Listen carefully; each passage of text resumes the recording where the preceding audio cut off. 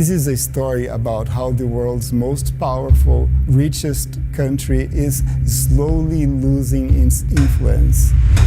Being Brazil and China, the B and the C of the BRICS Plus coalition. This is a group that hopes to rival the US-led G7. For most Americans, the global financial system feels distant.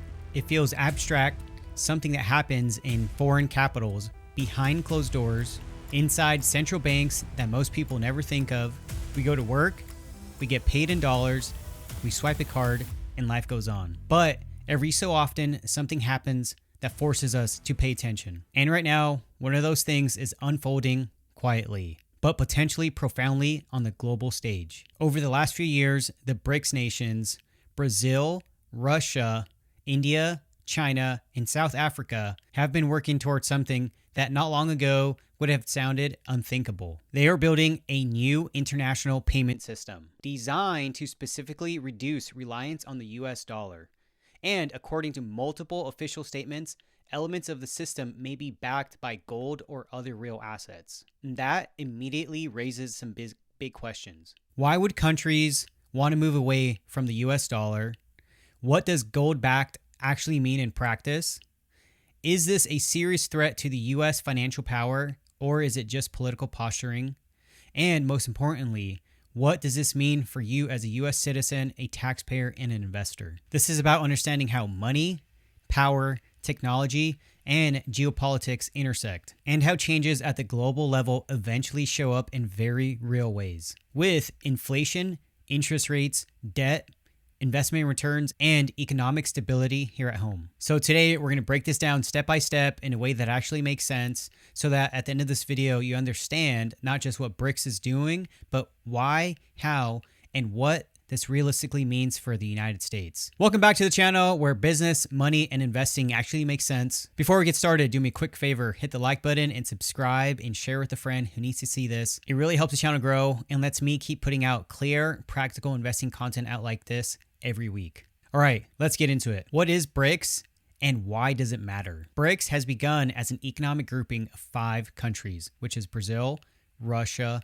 India, China, and South Africa. Together, these countries represent over 40% of the world's population and roughly a quarter to a third of global economic output, depending on how you measure it. But what really makes BRICS important isn't just about population size. It's what these countries produce.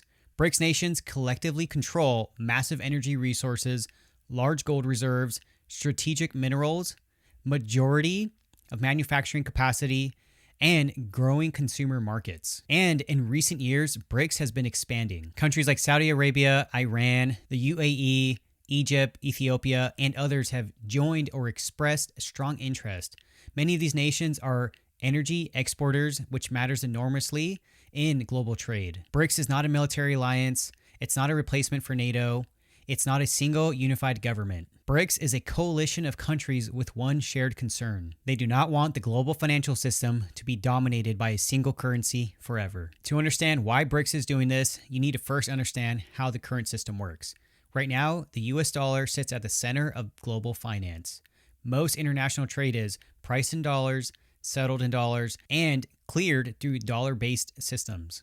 Oil is priced in dollars, major commodities are priced in dollars, central banks around the world have dollars as reserves. And here's the key loop. When countries earn dollars through trade, those dollars often get recycled back into US Treasury bonds.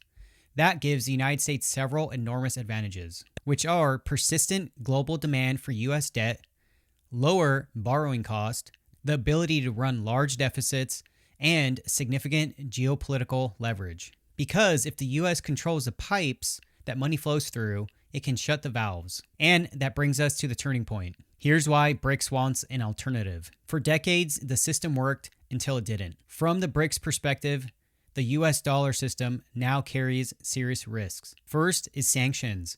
When Russia invaded Ukraine, hundreds of billions of dollars in Russian foreign reserves were frozen almost overnight. That sent a shockwave through every non-aligned country on Earth. The message was clear. If your reserves were held in US dollars or Western systems, they were not fully under your control. Second is monetary dependence.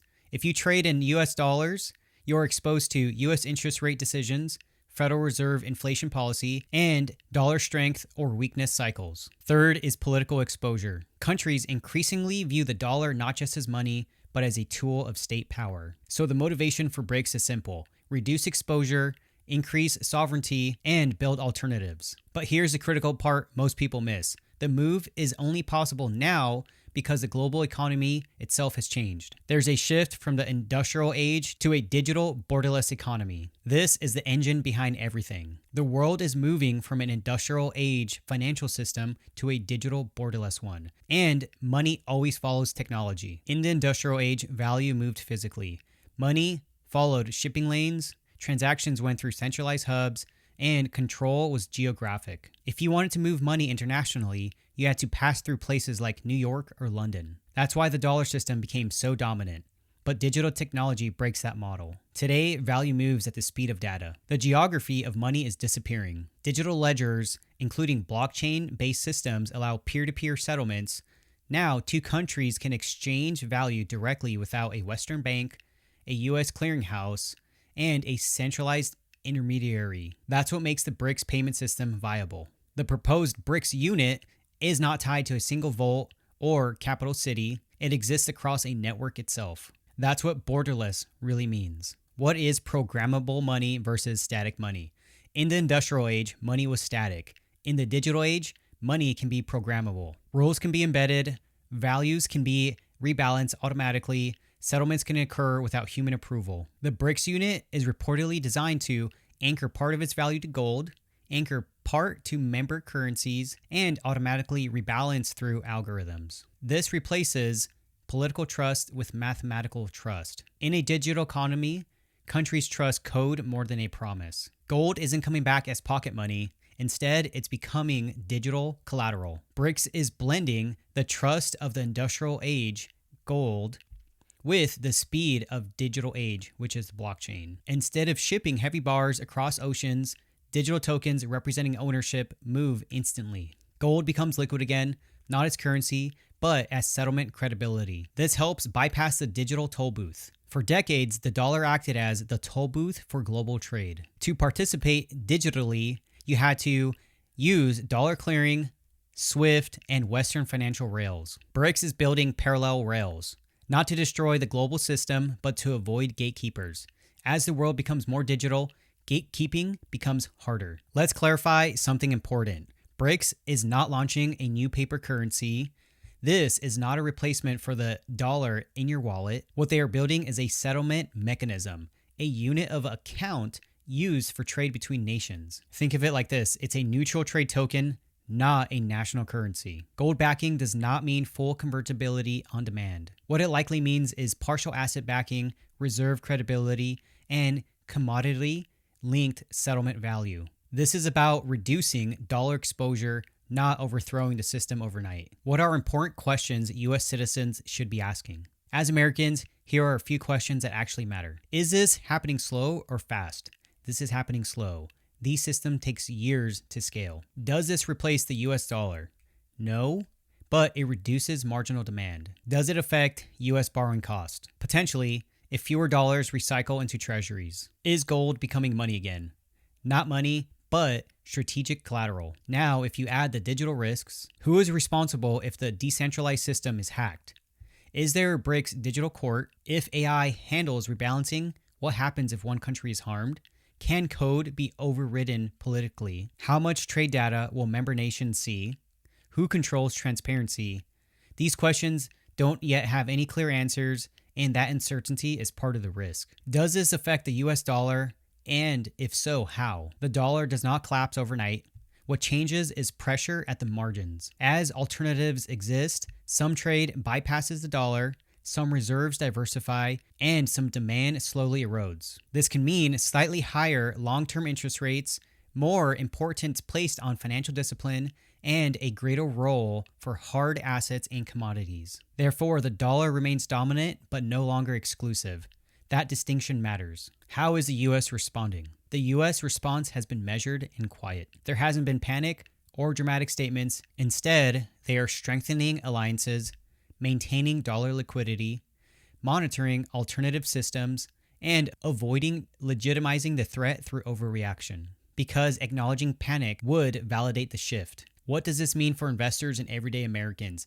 This is not a reason to panic, but it's a reason to be informed. In a multipolar financial world, diversification matters more, hard assets regain relevance, fiscal discipline becomes more important, and monetary privilege is no longer guaranteed forever. Here's the big picture. This is not the end of the dollar. It is the end of an unquestioned dominance. Financial systems don't disappear, they evolve. And right now, we are watching that evolution happen in real time. If this video helped you, make sure you like, subscribe, and share with someone who needs to understand what's happening behind the headlines. Drop a comment below. Do you think the dollar remains dominant for decades, or are we entering into a new monetary era?